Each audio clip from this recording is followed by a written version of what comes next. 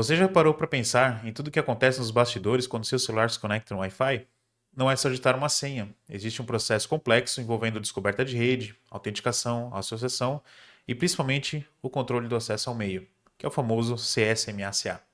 E é sobre ele que nós vamos falar aqui nesse vídeo.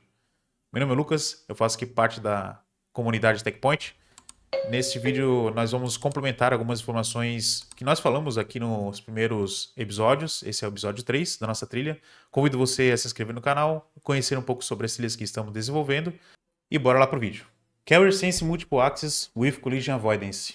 Muito similar ao que encontramos em redes Half Duplex, Ethernet, Fast Ethernet, que ainda pode ocorrer hoje em dia, dependendo do tipo de dispositivo, né, como catracas, às vezes pode encontrar esse tipo de situação, né, onde você tem ambientes Half Duplex. No Wi-Fi, ele trabalha bem similar a esse protocolo que encontramos em redes, né, que é o CSMA/CD, redes cabeadas, porque o Wi-Fi ele também é Half Duplex. Só que diferente da rede cabeada, em redes Wi-Fi o dispositivo ele não consegue detectar colisões enquanto transmitem. Então ele tem um processo diferente. Antes do envio, ele passa por uma série de processos aqui. Vamos detalhar aqui durante esse vídeo, tá? Bom, e o passo a passo aqui do CSMA/CA, a primeira coisa que o dispositivo precisa fazer, que ele faz, né, quando ele tenta ingressar numa rede, ele precisa escutar o meio. Então, se tem alguém te falando, se tem algum dispositivo falando, ele vai aguardar. E se estiver silêncio, ele pode tentar falar. Para ele tentar se comunicar no ambiente, para ele enviar informações, ele precisa passar por um sorteio de tempo, que é chamado back-off, porque mesmo com silêncio, vários dispositivos podem querer falar ao mesmo tempo. Então, cada dispositivo escolhe um número aleatório, esse número é em microsegundos, que é o tempo, né? E quem tiver o menor número fala primeiro. Ele precisa validar esse tempo, tem um slot de tempo ali, o slot time, que ele vai diminuindo conforme vai passando ali esse tempo. E se alguém falar durante esse momento que ele está aguardando, esse relógio ele pausa. Eu comentei também no nosso workshop do Wi-Fi sem dor de cabeça, que o Wi-Fi é extremamente educado. Aqui nós podemos ver que ele passa por esse processo de esperar o momento dele falar. Então tem toda essa questão de timers aqui. Não vou entrar em detalhe em cada um, né? Mas tem vários timers aqui que ele passa por esse processo. E aqui eu tentei simplificar para facilitar um pouco o entendimento do protocolo no geral. E para fazer a transmissão, quando o contador chega a zero, o dispositivo transmite e os outros escuta. Para o dispositivo identificar se a informação foi entregue com sucesso, ele recebe né, a informação de ACK, o Acknowledgement, e ele vai entender que, beleza, o dispositivo recebeu corretamente, eu posso continuar a minha transmissão.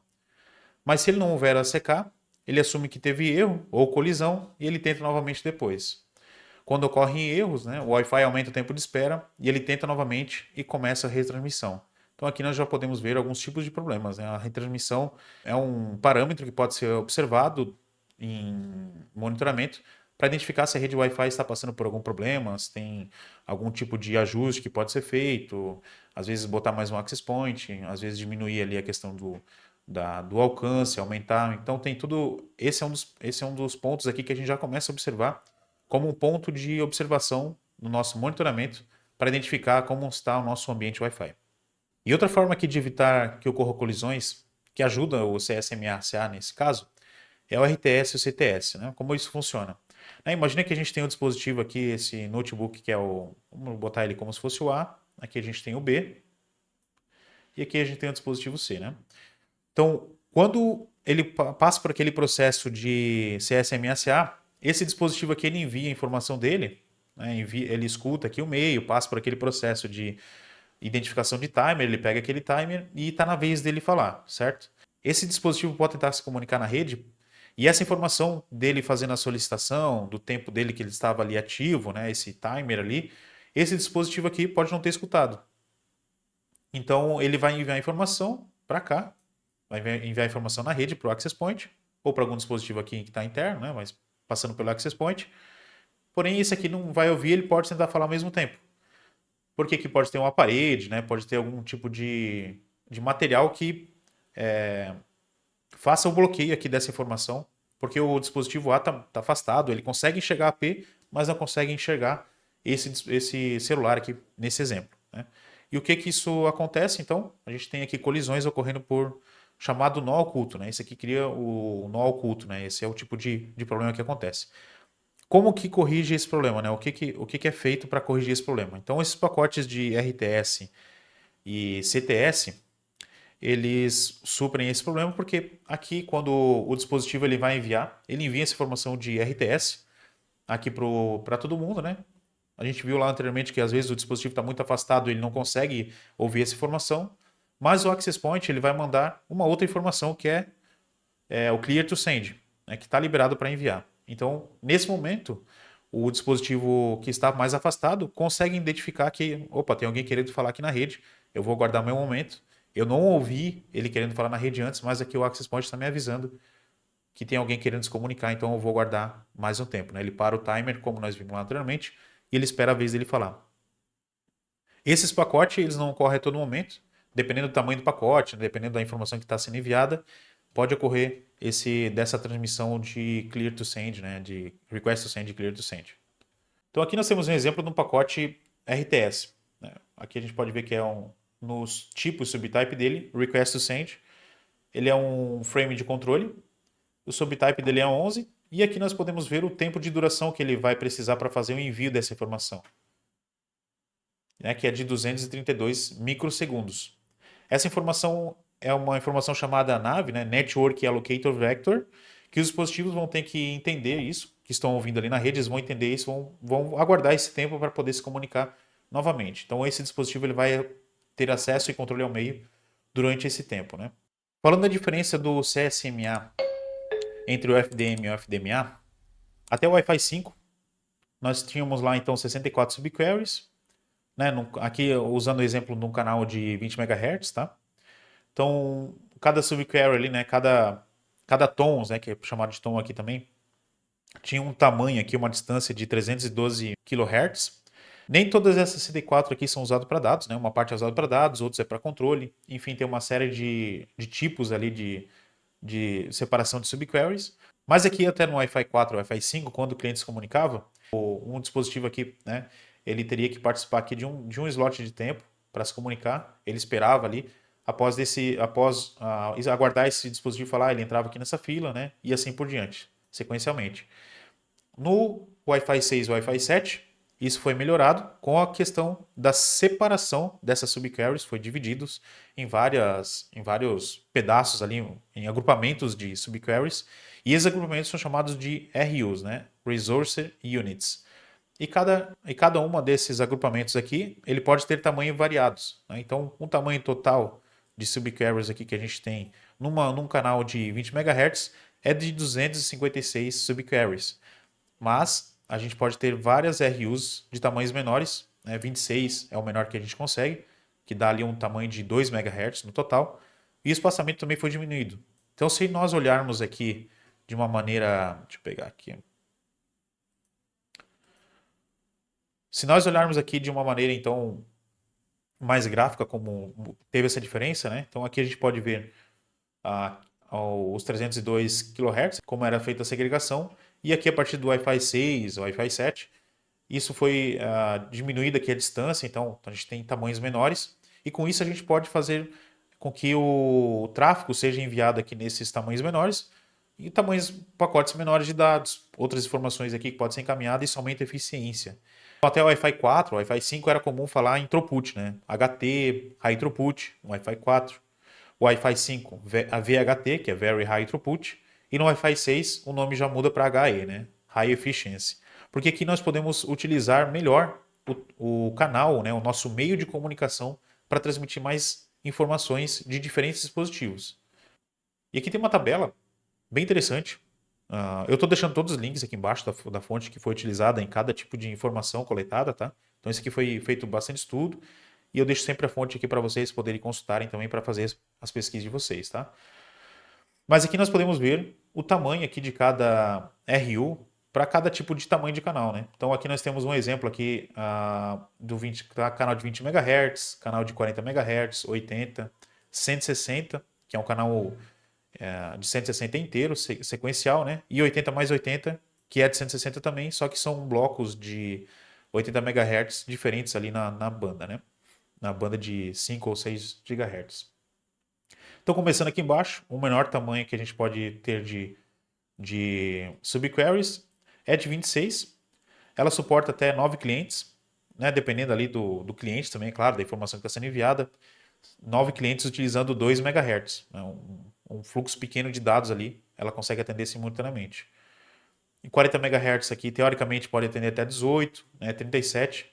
Então veja que a diferença, né, de, de você poder ter mais clientes em um único slot de transmissão, um único tempo de transmissão, aumenta muito a eficiência. Né? A gente vê que se fosse pegar essa tabela aqui no Wi-Fi 4, Wi-Fi 5, sempre seria um cliente, independente do tamanho de canal, porque no Wi-Fi 4 e no Wi-Fi 5 nós não temos essa divisão como é feita no FDMA. Né? Então, como funciona o downlink no FDMA? Aqui eu estou falando do FDMA e não de MIMO ou outra funcionalidade. Né? É a partir do Wi-Fi 6 com o FDMA ativo, ali com todos os dispositivos no Wi-Fi 6. Tá? Nós temos 4 estações aqui com o Wi-Fi 6 e uma AP também divulgando aqui no Wi-Fi 6. Então o Access Point ele vai enviar a informação, quando ele envia essa informação, ele vai separar por blocos. Dentro daquela comunicação, ele vai dizer para a estação 1, ó, pega essa parte aqui desse meio de transmissão, essa RU, pega para você. A estação 3 pega essa parte, a estação 2, a estação 1 pega essa parte. Então cada dispositivo que está ouvindo, está recebendo essa informação, vai se ajustar para receber aquela informação naquele tempo de comunicação. Para uplink, é um processo um pouco diferente, é um processo inverso.